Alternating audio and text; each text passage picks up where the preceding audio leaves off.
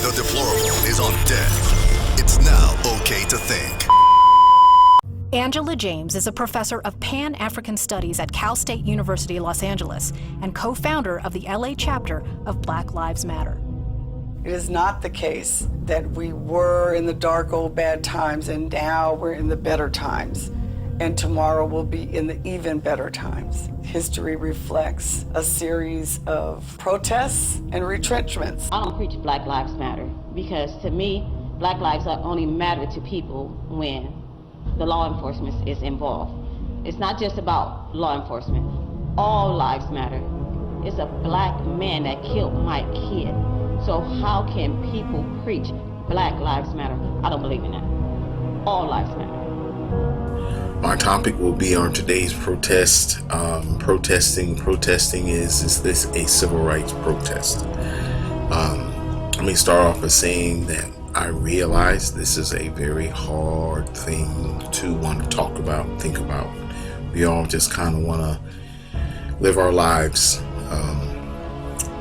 But I think this is a very important topic because this affects all of us.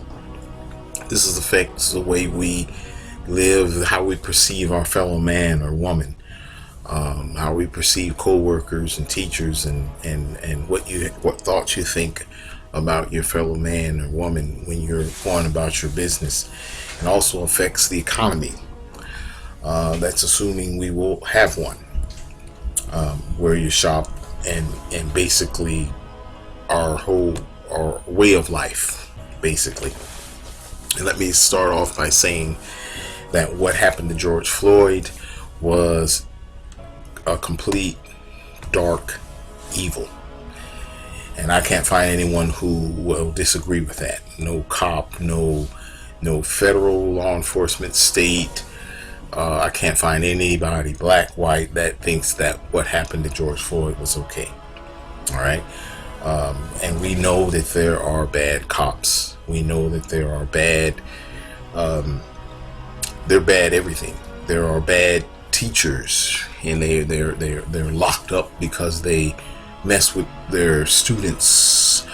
And when you look at the totality, when you say there's a bad cop, there are, but the totality of vocations where people are trusted, police rank up there with clergy as far as their so there are bad everything. So there are bad cops and whatnot, but what happened to him was inexcusable. And when you look at what's been happening and still happening today, it's easy to think of it as just, well, it's a civil rights movement that just got a little bit out of hand. That's all, just a little bit out of hand. And that is not the case. So today I will be asking the question, is today's protesting a civil rights movement? All right. Now let's actually look and see what a civil right actually is. The civil rights are basically the rights of a citizen or citizens to political and social freedom and equality. That's it.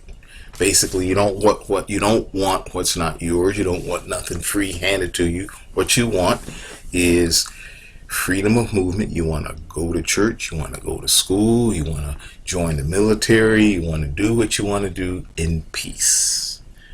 It's very similar to the Pilgrims. They just wanted to be left alone.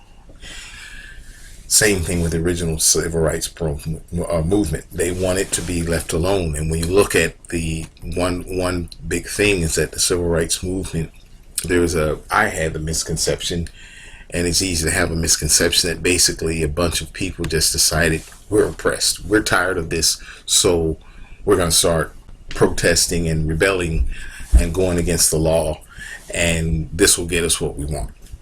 And actually, it's the reverse. Kwame Leo Lillard is a member of the Nashville Civil Rights Veterans Association. The 60s civil rights movement had the ethos of, we are not going to hurt anybody. The way we dressed at a demonstration, it was specifically to show a contrast between what we knew we would face. Example, 9 students want to go to high school, and basically segregation was legal. Then Eisenhower said, actually, segregation is illegal. Anyone can go to any school they want if they're willing to go drive, whatever. So you got these 9 students with extremely high test scores, extremely capable, the brightest of the bright. And basically, they're going to go to an all-white school. Violence erupts. The National Guard has to show up. And basically, they convince them to turn around. Maybe we can do this another way. Well, they did. Well, then one of the 9, 8 left. Well, one of the 9, I don't know if there was a miscommunication, but she didn't show up with them. She shows up later. And I guess they thought it was all over. When she showed up, she had them cursing and calling her all kinds of... And the only thing that stopped them was the National Guard. And she did not know. She just sat there. Just sat there. She did not know what to do. She just sat there.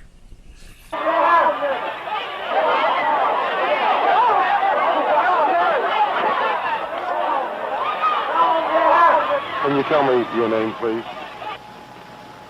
Are you going to go to school here at Central High? You don't care to say anything, is that right?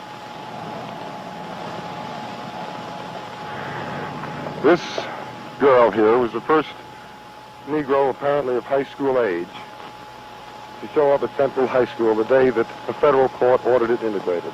She was followed in front of the school by an angry crowd, many of them shouting epithets at her. Why? Violence was coming against them because they were obeying the law. And then came Rosa Parks, and they were all, they called them sit-ins, where they would just go to places that they were basically should have been able to go, and the law says you can go, and they go, and violence was erupt. Here come the police and the National Guard. And they would go places that, that basically they you go to a restaurant, I can patronize your business and I can buy a burger, but I can't go in and sit down. So they just, basically the heart of the protest, they would all just sit in and get arrested. Then the next phase was, you know what? And then when Rosa Parks came around, it was like, well, you know what? You don't want us in your stores. You don't want us in your businesses. So you just won't come. We just boycott your business. We'll boycott what Kresge's back then. We just boycott the stores. And they about crippled the bus industry. And guess who suffered first? Black-owned business. Black-owned, you're not going to shop at a white business. You're going to shop at a black business. So bricks in the black business get tortured, burned. Same thing with churches.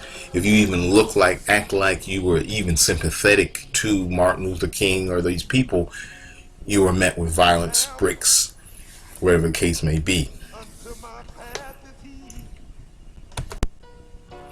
And I can already hear the argument, which is something along the lines like, well, times were different back then. People, blacks, we were more simple-minded. And I say we, blacks were more simple-minded. They didn't know. I've heard it all. They didn't know as much as we know now. No, these people were to me, they were far more motivated. Diane Nash pushed Ben West to take a personal stand. And we needed him to say integrate the counters, or to tell Nashville to do what Nashville knows it should have done a long time ago, like about 95 years ago after the Civil War. So I asked the mayor, first of all, Mayor West, do you feel that it's wrong to discriminate against a person solely on the basis of his race or color? They asked me some pretty soul-searching questions. And one that was addressed to me as a man, and I tried as best I could to answer it, frankly and honestly, that I could not agree that it was morally right for someone to sell them merchandise and refuse them service. And I had to answer it just exactly that way. So my question would be, would what the protesters want, would their style of protest lead to a better quality of life or a worse quality of life for the protesters and society as a whole? Yes or no?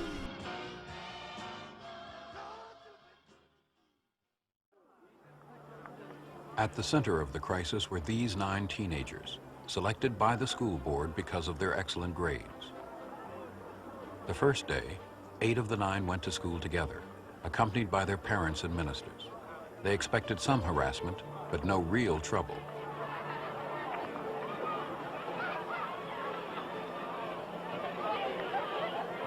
You could cut it with a knife. The 9th student, Elizabeth Eckford, had missed the call to gather.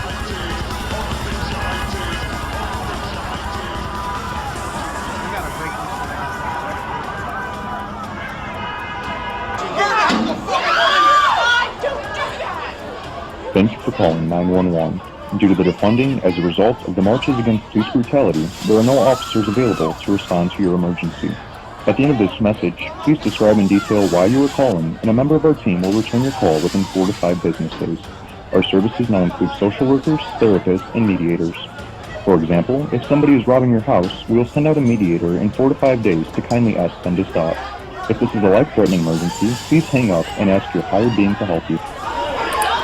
This is part 2 of my topic, is today's protesting the civil rights protests. And if you recall, last time we discussed the original civil rights movement, which really revolved around a better quality of life for blacks and really society as a whole. You'll note Dr. Martin Luther King's speeches, his writings. He called whites our brothers and sisters. You'll note in the I Have a Dream speech, he talked about the day that he saw little black boys and little white boys and black girls and white girls playing together. So it was really a better basically a peace on earth type movement. Today's protest strictly revolves around the deletion of law enforcement. And there is an underlying theme that every white person owes every black person for the wrongs of the past. And there have been colleges sitting, you can look them up, where the white couple is kissing the boots of the black man, and the guy walks up to a white lady and startles her, and then he says, would you be willing to kneel and acknowledge your white privilege? As he gets on her knees and acknowledges her white privilege. That's the tone. So when you look at today's protests, you have basically 20, 30, almost 40 people just have died in violence. I mean, I watched just numerous videos. They're on social media, not on the news, because they're proud of it. Where a man went from running, he was a businessman, running for his life, and running full stride, and then they caught up with him. It was only about 6 or 7 guys beat him to death. No guns, just fists. Beat him to death in about 6 minutes, and he died in a very contorted position. And they were laughing the whole time because it's like a pride thing. So there's violence and people dying, and then you've got Target closed some 200 stores, jacked up. CVS Pharmacy, 250 stores in 21 states, jacked up. And then you have the infamous Wendy's just burnt down. Even churches now are suffering. They're just and you'll see where the unlike the first protests, it was one theme. Now it's multiple themes. In the original protest, it was just, better quality of life, peace on earth type thing. In today's protest, it's a mix of different agendas. And you'll note in the first protests of the 60s, when they boycotted buses and things like that, the first businesses to get burned and looted were black-owned businesses. Well, the same is true now. In these protests, the first businesses to go, the first people to suffer are black-owned businesses, because these protests are done in black areas where black people live. So, who invested his life savings check in this out. opening this sports bar, cleaning up. While our camera was there, looters came back to try to steal his safe. Right, trying to steal the safe. I don't know what we're gonna do. We worked so hard to get here. Also, you'll note where I mentioned that it's mixed. So the protesters, when you have BLM merging with Antifa, and what the Antifa has never walked into the hood, started a youth center or a black business, or supported black businesses, or even supported the black businesses they destroyed in the process. They just destroy. So check out this. This is some members of Antifa in a very nice Mercedes, riding through a black neighborhood, passing out bricks to black youth so they can get in more trouble with the police. Check it. Why would you say that to them? Talk about your friends. I'm talking about this white bitch giving a group of black men a brick to throw. You know that can get them killed. They're just sitting there waiting to get somebody a brick. A black man to walk by so you can hand them a brick. Yep, and I mentioned churches, same thing in the 60s. Churches were burned and looted. Now churches are burned and looted. You'll know basically anyone who's not them or doesn't look like they want to be them, violence is done against them, even little children. Shot and killed a baby. Atlanta's mayor expressed outrage over the death of 8-year-old Sequoia Turner, who was killed in a shooting near the Wendy's where Rayshard Brooks died 3 weeks ago. You can't blame this on a police officer. You can't say that this is about criminal justice reform. This is about some people. The little girl's grieving mother was overcome with emotion. We didn't do anything. I'd love to have a t-shirt that said, "They life matters." Maybe somebody will be so kind as to blow up a Wendy's or blow up a Burger King in their honor, or paint a mural all over the street of those children, or even their names. I mean, and this wasn't, I looked at this, my wife even brought it to my attention. I just assumed that they were just thugs doing what thugs do and accidentally shooting kids. No. One, they actually aimed their guns at a stroller. Kid was 1 year old. It's like everything that's happening to blacks and whites who are innocent, everything that's happening, the churches being burned, the looting, the rioting, the black businesses being jacked up, everything that's happening is happening as it did in the first protests of the 60s, except it's being done by the same people who claim to be wanting social justice for those people.